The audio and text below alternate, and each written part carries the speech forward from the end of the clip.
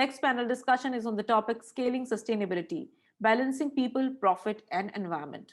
I would like to invite Shireen Salis, VP HR, Train Technologies India, to moderate this session. Joining this discussion are the panel of experts. I would like to take pleasure in inviting them.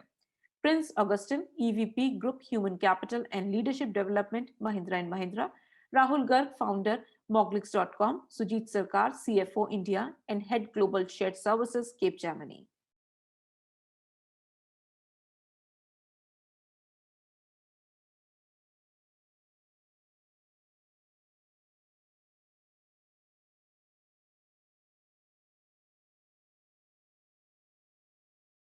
Hello and welcome to this fireside chat on an interesting topic, scaling sustainability, balancing people, profit, and environment. I'm so excited today because we have a CEO, CFO, and CHRO in this forum, and really looking forward to the diversity of views here.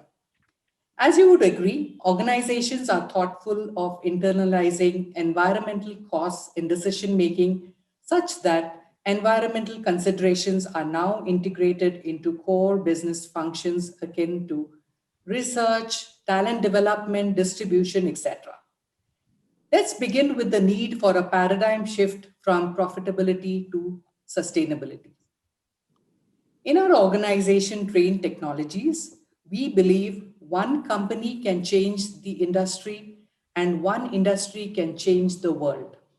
We have committed to reduce our customer carbon footprint by 1 gigaton of CO2e by 2030, which equates to 2% of the world's annual emissions. Our Gigaton Challenge tells the world that we aim to transform the industry and continue to create a more sustainable future for our customers, communities, and planet. We go over to our panel. So, do you think India is at par with other developed nations in the shift to sustainability from profitability? Are there policies you think can help make the shift? And could you quote examples from your organization to help us with the steps you have taken towards a sustainable future? So, Rahul, can we begin with you? Okay, fantastic. So it's great to be here and speaking to, I think, the audience, which consists of many of the HR professionals, but also the CXOs who have lived through bravely the 2020, which was an unprecedented history, unprecedented year for all of us. So I think the question is very pertinent because I think the year taught us, and both for me personally as well as an organization, Moglix, we are a startup, but spread across more than 25 cities with 900 people, that as the pandemic started and unfold, how do you react to the different things that are happening on a daily, weekly basis? And our exposure started actually in January because we were supplying masks to China when the factories shut down, so on and so forth. So we got a glimpse also into what's happening globally, not just in India, as part of this experience. So I think few things that I think early on when the lockdown started and kind of changed for us mentally, and we had to act upon it. So we said, firstly, we have to manage the mental wellness and calm of each of the leaders, because otherwise it can generate a massive panic. Now, this means suddenly you have reoriented yourself from thinking of a profitable company or how do you build towards better margins to starting to think holistically about all the stakeholders that are there, whether it is the people, customers, suppliers. We operate warehouses, we are in essential services, and our warehouses are running while the lockdown is happening, but also the society at large. And I think I kind of debate the question whether actually India has done far exceedingly from my point of view as compared to many nations, because fundamentally we have deep roots in thinking about society well-being, probably slightly ahead of individual well-being as opposed to many of the other countries that we notice in 2020. So I think that orientation towards thinking of multiple stakeholders and then figuring out what can I do for each of those stakeholders, because they are important, they are living through the crisis, and I can take action only firstly if I am able to mentally manage myself not get carried away by the media exposure on world getting collapsed and things like that, and start to put action. I think few things that we did, I want to share on this platform. One is we were, and I think as a startup community, we huddled together quite fast, and ACT, which was the Action COVID team that was formed between the startups and VCs, putting together almost 100 CR fund in a matter of a month to figure out innovation that can help us in any shape or form, whether it is the mask, whether it is ventilators, whether it is thinking about the different food distribution problems. And I think that was one phenomenal act that I saw, the community coming together and acting in a pretty sustainable manner. So the second thing, as a company also, we pretty much using the stakeholder approach, had an action plan for each of the community what we will do. And personally and professionally as a company, we participated in multiple of initiatives. So I'm proud to say we were part of one of the most important indigenous ventilator program that was activated, and we got an indigenous ventilator in 12 weeks in the country. From ground zero, IIT Kanpur incubated platform that we could support. But then also we partnered with probably whether it is the health workers or the police workers right on the ground, because our warehouses were acting upon the essential supplies and making sure, while they had to take care of their own safety and their own family, making sure that the tires are running, and when people need the supplies, they are not sort of feeling starved for it. Thank you, Rahul. Sujit, could we have your views, please? Sure. Thank you, Sharon, for the question. Very pertinent one when we have seen now things the way it has happened last 1 year, unprecedented times. But since we are coming from Europe, we are a European company, and certainly we can see that there is a lot of difference between where we are as in India and where it is in Europe. Obviously, we are, there is a gap is high in terms of sustainability, and for various reasons. In fact, if you look at it, the government tells you to spend 2% on your CSR activity, then that's not spent properly. So it's still there is lot of awareness. There are a lot of things which is there is a lot of enthusiasm among people when we kind of talk about sustenance in our company. There's a lot of enthusiasm. Almost 35% of our workforce actually work in CSR as well as sustainable projects. So I think there is the gap is high, definitely from Europe and US standard. The gap is high, but at the same time, I think it's moving in the fast pace. The gap is kind of surely coming down, because there are a lot of movement in that area. There are a lot of awareness programs which I see, especially in the new age companies and all. There is a lot more things happening. The next gen people is more aware. We all are aware that we have to live a better environment or better earth to them. So there is awareness is certainly going up, but there is certainly a big gap. For us as a company, there are three areas which is we spend the most. We are in the IT sector, so travel, power, as well as the rent. So, the building maintenance. So these three areas we have taken a vow that, first we want to get into carbon neutrality within next 3 to 4 years. We want to go there. That's our ambition. So we are reducing travel quite a bit. We are encouraging more and more of the videos and the new digital platforms. Two, we are moving away to more solar power kind of solar energy in our company, so that it's much better for the environment. And three, we are trying to make it a green building all across all our facility. We have 19 offices across 12 cities, and we are trying to make it one by one into a green building. So obviously, again, as I said, our lineage comes from the European company, which is very high in terms of standards of sustenance, and we are definitely showing that in our company, and we make sure that it gives a high awareness program on that, and most of our employees are very much into it. We don't even We are all our buildings are plastic free. So those are the things which we do in our company to make it more and more sustainable company. Thank you, Sujit. Prince, over to you. Yeah. So the question is, can India be compared to developed nations? So when you were talking this, I was just looking at the History Channel. I remember about a year back, and I saw every country which has gone through a development has actually used unsustainable means, and then over a period of time have brought in sustainability, because it absolutely becomes essential. Otherwise, nature comes and catches up. This whole pandemic itself is an example of how nature comes to the way. It has grounded everybody.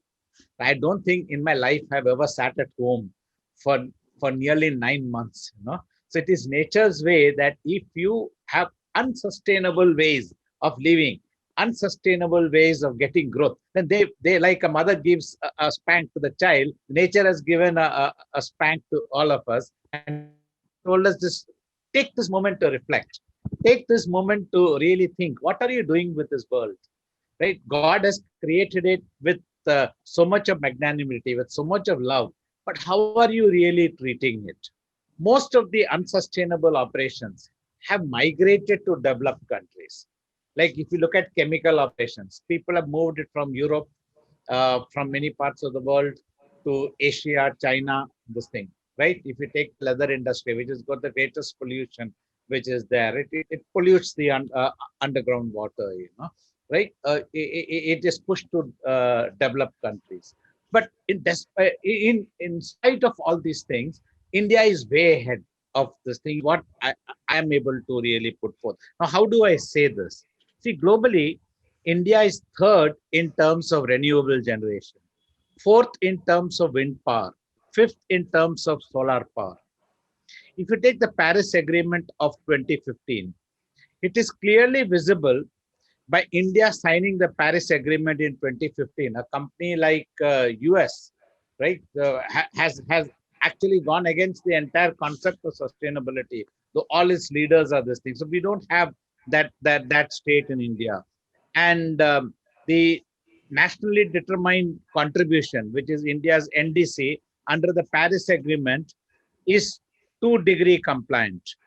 The country is likely to meet and possibly overachieve its NDC commitments under NDC. 33 to 35% reduction in emission intensity by 2030 from 2005 levels. 40% non-fossil fuel energy by 2000. And from 2005 levels, afforestation to create 2.5 to 3 billion trees of carbon sink by 2030. The investments are increasing in sustainability solutions, sustainability solution providers, energy efficiency, and renewable energy. In fact, if you look at the new investments that have come in, it really speaks. All companies are looking at sustainability, be it private, be it public. They're looking sustainability as a means of growth. Then the fourth is a comprehensive policy for energy efficiency.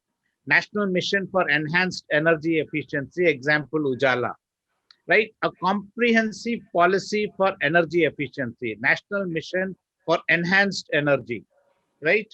Then energy efficiency to mitigate climate change. So this Ujala, which is Unnati.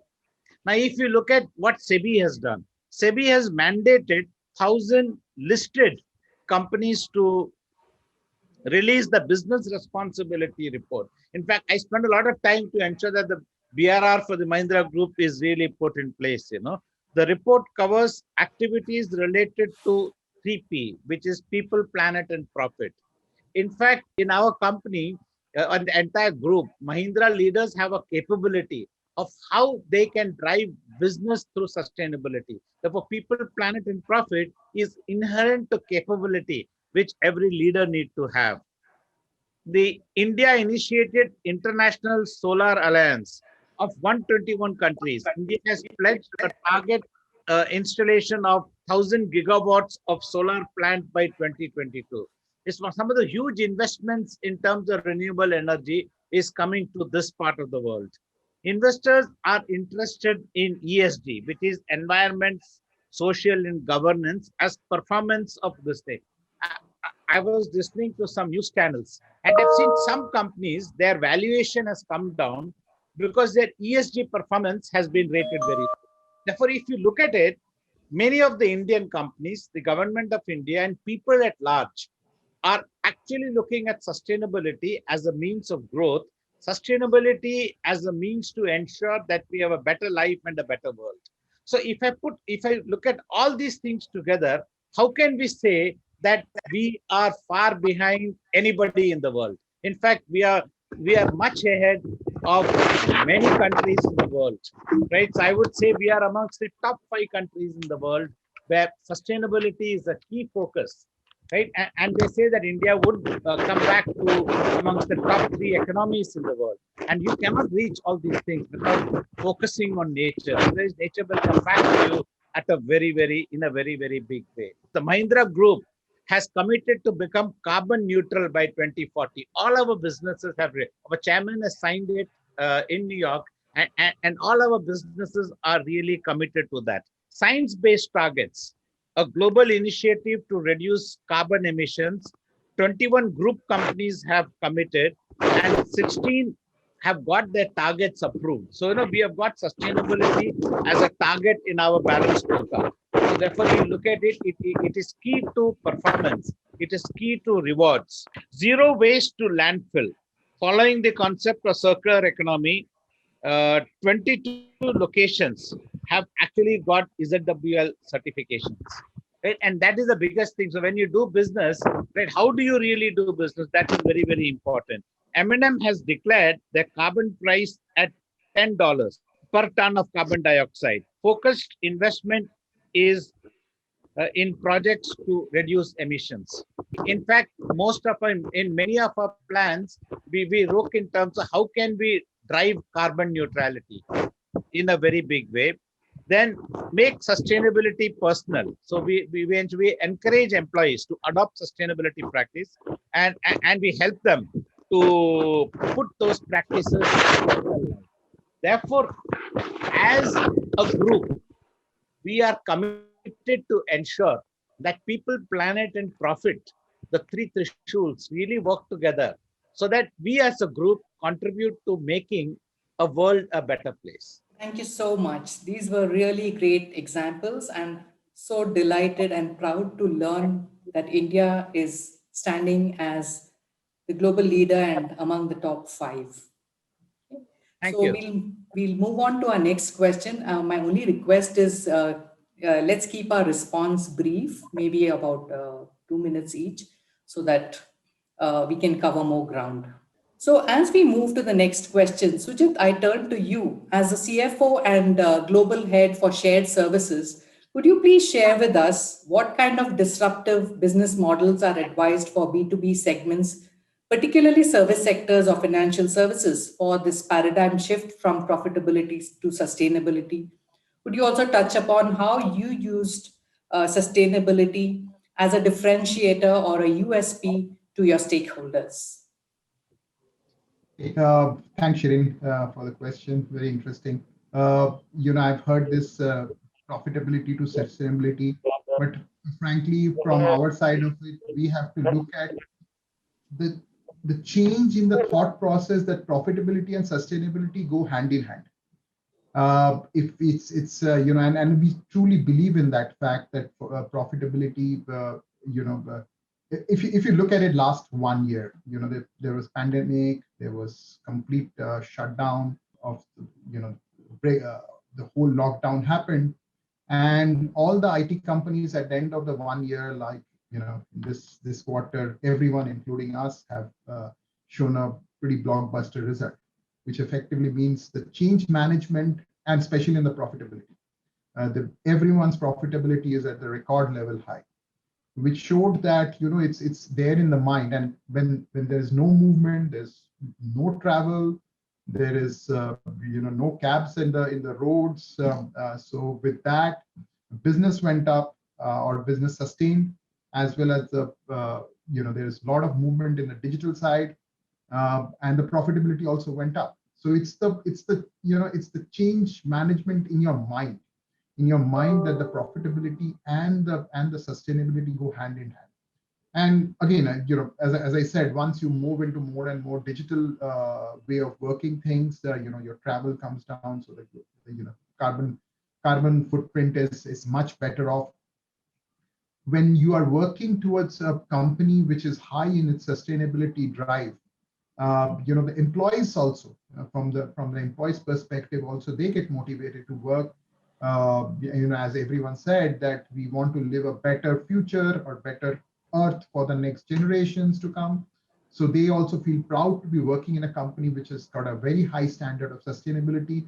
So and all of you are, many of you are HR professionals, so when you have a motivated employees, your productivity is high. So I think that itself, will make the people work for you more. So so that it's and ultimately, they know that they are working for a company which is working towards for 100 years and not for 10 years of profit or 5 years in profit. So that's the main thing, that to me, it's not about profitability to sustainability, shift of profitability to sustainability. It's going hand in hand. If your sustainability program is very high, your human asset is much motivated, and if both are good, at the end of the day, it's a more profitable company which you are working for. So I think that's the way it's if we have to create a disruption, I think it has to be put into the mind of the people that, hey, it's not competing with each other, it's co-opting with each other. So it goes hand in hand, and that's how we are all going to be able to sustain a better profit with a more sustainable future. Well said, Sujit. Couldn't agree more with you. So, talking about sustainability as a differentiator to stakeholders, from my experience at Train Technologies, I can confidently say that if I look at our employees, one of our key stakeholders, it helps in building pride and engagement. Good corporate citizenship and focus on sustainability helps in attracting and retaining top notch talent in the organization. We were at the Society of Women Engineers, or SWE conference, and spoke about our commitment to sustainability. A woman engineer came to me and said she's working in a large multinational company and she's happy with her role and job and culture and so on, but wanted to work with us as our focus on sustainability aligned with her personal values and principles, and she sees a big opportunity to make a difference to the world. So, being better to the planet also helps to hire and engage better people. Exactly. So, let's now talk about balancing human needs during an economic crisis. Um, what is the true impact of the pandemic driven economic crisis on your workforce concerning layoffs, downscaling, deferred increments, salary cuts, etc.? Share some initiatives taken by you to support employees during this time in your organization. So, Prince, as the HR leader, I'll turn first to you. See, if I look at the Mahindra Group, it's a very employee-friendly group, highly business-focused. So I remember in the month of March when this pandemic struck us, so our entire HR leadership and the senior leaders came together. So we said, what is it that we can do? So we created at a group level a task force, which was led by our president of Group Human Resources, and all of us pitched in. Our deputy managing director came and participated with us in many of the meetings. We used to meet every day for about 3 months to ensure that we took a stock of what happened.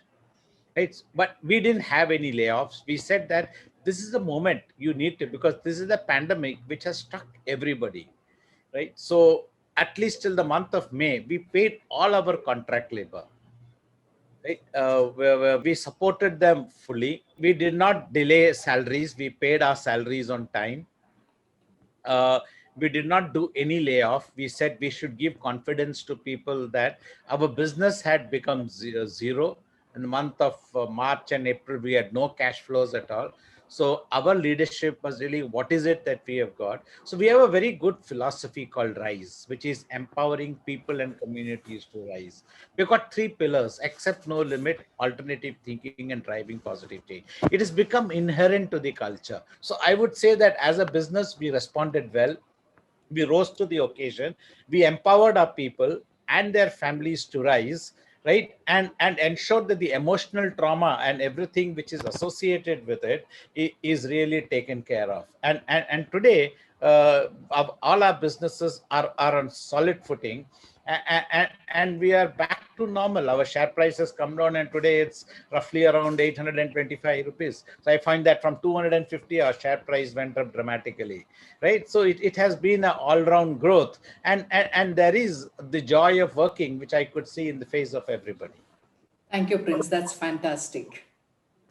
Rahul, could you share your thoughts, please? No, I think it's obviously something you learn on the go. Yeah, I don't think experience was exactly the word which any of us as a leader could speak in those times, that we know we have the experience and we have the gray hair or any of that. So I think that's one of the key sort of words which you lose when you get hit by something like this, because you are sort of looking at knowledge on a daily basis which is coming to you of what's happening, and you need to act, and everyone in the organization is really looking up to you for any of the actions, decisions that you're doing, and even noticing what is your verbal, and even on Zoom, what is your behavior, what is your mood, and people are reading into it, right? So it's a, I think as a leadership, it's a as I spoke about the stakeholder, but to keep the answer short, more in terms of the people within the organization, we said we'll focus on three elements. So first, we'll focus extremely on the mental well-being, which means that people should focus on what is in control versus the unknown, because otherwise people tend to it's like fear of getting hit by a car cannot stop you sort of from walking on the roads or things like that, or crossing the street, right? So we had to take care of that, and which meant we had very strong information communication channels we had built with people who might be sitting in their homes, or some of them went to their hometowns, stuff like that. And then constantly sort of badgering with this, that only focus on what's in control and move on, and continue to focus on what you can do for the society, for your family, and for the organization or the customers that we need to do. Second, I think for the physical well-being, I mean, we were rapid enough to kind of get some of the core infrastructure and partnerships which would enable us, in case a exigency hit any of our employees or their immediate family members. And the third thing is the monetary element of it. I mean, the last thing we want any of our employees to worry about is that I'm losing a job or I'm getting a pay cut or things like that. So I think that is where we kind of followed what we said. We are going to be, I mean, we believe in the resilience of the country, and how fast we have bounced back. I think it's phenomenal. I mean, most of the manufacturing customers we work with, including Mahindra, I mean, they are at solid high as opposed to any of the previous years, right? So we sort of maintained that as an organization, firstly, we are going to be all in it together. So we are not going to go for pay cuts. People don't have to lose jobs, and we are going to see how it goes. We did had a short period where we said, like, let's, as a war chest, build a little bit for the leadership taking a cut, which is not going to hurt us. But we realized in the 3 months, we actually just reversed the cut, and people got arrears. And so that way, we were secretly building a small war chest within the leadership team without having the rest of the team know about it. And as soon as it started to open up, I mean, we have been hiring since June. So we have hired 250 people in the last 5 months as an organization. And I think that continues to build momentum. And last, I would point out, I think when you get hit, and that's a learning probably for future and continue to be learning, there is always a way that you can behave, start to look at how do you sort of reduce costs as one of the elements, but then there is also a mindset of, are there interesting opportunities as an organization, both either for as a business opportunity or society objectives or things like that. And I think we early on decided that we are going to focus more on the opportunities and spend more time. And I think that enabled us also, because we, over the last 9 months, have gone about building multiple businesses, launching multiple countries. We launched UK and UAE in the middle of the pandemic. We had our UK center announced in April. We had our Middle East kind of announced in November. So I mean, like, we went after, we said, this is the time, if you have the right sort of balance sheet and capability to experiment, you will attract the best talent and you can get some of the tires being built, so that when the economy and the world bounce back, you will be the first one to sort of reap some of the benefits out of it. Yeah, so those were, and I think 2021 is looking pretty up. So we are all excited about what we did, and reflecting back and looking for an exciting 2021. That's fantastic. Great examples from both of you. Thank you very much.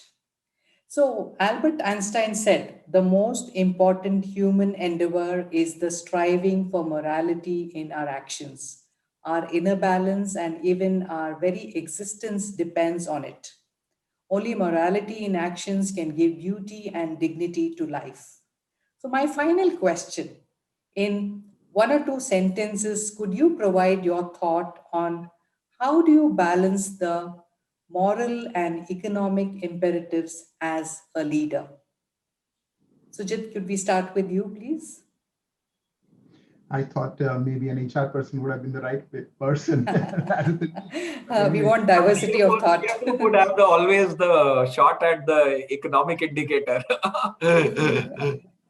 Now, you know what? The first thing is that I'm very, first of all, I'm very hopeful of the new generation. It's you know, when the new freshers are joining us in the organization, and in every year we are seeing the new of this employees or new breed of people are more and more, you know, having a very high standards in terms of the way they want to live or they want to sustain for the future, or the, you know, the value for the environment, the value for Mother Earth. And it's I'm seeing, so the hope of this new generations with a very high standards in their mind, and for sustainability is the first big thing. So it's a big push as far as we are concerned. Secondly, I strongly believe, and this pandemic has also shown us that, you know, the sustainability and profitability actually goes hand in hand. It's definitely, you know, today the share market is high, the profits are high. Again, you know, it's all about the you know, as you rightly said about Einstein and the moral value. If it's ingrained within us that this is the, you know, we have to live a great future in future, great future for our next generation, that itself will take us into that direction. See, you know, there is a lot of money in the system. There's, you know, the government has done a lot of things. Government has definitely, in India, is trying to, you know, put in, they have even put in how much CSR you have to spend out of the profitability. So there is a lot of framework which is there, lot of intent which is there. Now we also have to see how it is utilized with. In India, one of the things which we lack, or we generally, you know, struggle, is the implementation. There are so many options, but which is the great option? What is the business case out of it? How do we kind of implement into the right direction? Is something which we need to channelize. So again, you know, in my opinion, the people's intention is there. You know, money is there, framework is there. Now it's all about connecting the dots to take us to the next millennium or next 100 years. Sure. Thank you, Sujit. Rahul, can we hear from you? I think the last year taught us, firstly, they are not separate, because I think you can no longer think about unidimension. You have to think as a company on all the dimensions, whether people, customers, suppliers, society, everything. And I think those are all the elements which are also going to define who you are as an individual. As a founder, it's very important because founder kind of represents the brand of the organization as well. But also it defines both the founder as well as the company. And I think people have this unique ability to see through it. If you all just realize that people can actually see through you, so if you are going to be genuine about something, people will see through it. If you are not, then people will see through it. And that's going to affect the entire ecosystem that you interact with or depend upon, or as a consumer business or as a B2B business. So I think, and therefore, for building phenomenal businesses which will survive scale over the next decade, firstly, you will have to believe in it, and second, your actions will represent, and people will see through it. So I believe that you cannot put a fake face outside. It is to be what you believe in, and the companies which will survive, thrive for next several decades will be the company which have both of them as part of how they think and operate. Thank you, Rahul. Prince? You have really made me think, I was thinking of Friedman's work on conscious capitalism, right? So that is something, we cannot look at profits alone as a means of running businesses. We've got to look at multi-stakeholder connect, right? So therefore they say when the going gets tough, the tough get going. So what is the tough? And what we have seen, the pandemic is a black swan event. So, this is the moment I saw several Netflix movies and serials, etc. And I said, this is not the first time that the world has faced this sort of a calamity. It has happened, right? You go watch the History Channel, you look at the English history, etc. So I was just looking, what is it that would help us to tide over a crisis? What is it that would help us to manage black swan events? So I said there are a set of attributes and traits that we need to have. First, agile and resilient. If you're not agile and resilient, there is no way that we can really survive any type of this thing. Second is authenticity. People should see, we should be very genuine, and we should open out and reach out to people. Any form, be it the government, be it the society, be it the business, be it anyone, So that is the. Then third is bold. It's courage that really helps us. So therefore, we have got to take the courage of optimism, courage of managing adversity. Yeah. And then whatever we do, we should do to empower people. There are you didn't ask what is going to happen to the world. The difference between haves and have-nots is going up, right? So if you look at what's happening in Brazil, what's happening in Africa, luckily in our country we have not reached that, right? So there has to be a way of ensuring that the gap between haves and have-nots do not go up. So that is where empowerment becomes very it is not only the government, it is also the business. Little do we realize that in the city of Mumbai, Delhi, Chennai, or any other place, all of us live comfortably because the contract labor, the people who clean the drains, people who sweep the roads, people who manage the airports, people who bring the vegetables, right? But are we sensitive? Are we empathetic? Right? So therefore, empathy and sensitivity is something that we should reach out to people. And that's where empowerment and authenticity and empathy actually go hand in hand. And last of all, we must collaborate. None of us can live in an island, right? We can live if all members of the society really network, communicate, and connect with each other. Right? And therefore, we have got to ensure that we get out of our narrow parochial outlook, have a much broader outlook, and look at society as a large and see how we can contribute to make a difference to the lives of others, and how we can embrace people who do not have the livelihood which is there. Like in this pandemic, there are a lot of people like, have we paid our servants? Have we paid our drivers? Have we paid when people are not having? Have we reached out to them? Right. So therefore, how can we together collaborate with each other and make the society a much better place? If that be so, then we can manage pandemics or any black swan event of any type, of any nature whatsoever. So those were beautiful thoughts, Rahul, Sujit, and Prince. Thank you so much. So I'd like to end with a quote by Abhijit Naskar. Ethics without economy leads to physical starvation, and economy without ethics leads to mental starvation.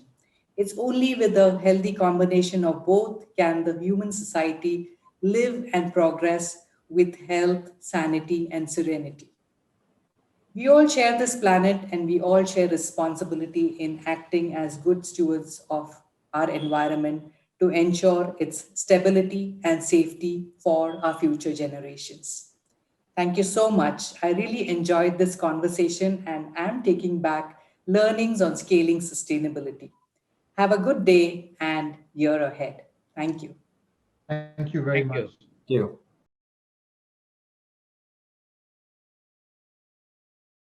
Thank you everyone for an engaging discussion. Keep tweeting event highlights on social media using the hashtag ETHRNextTech. Stay tuned.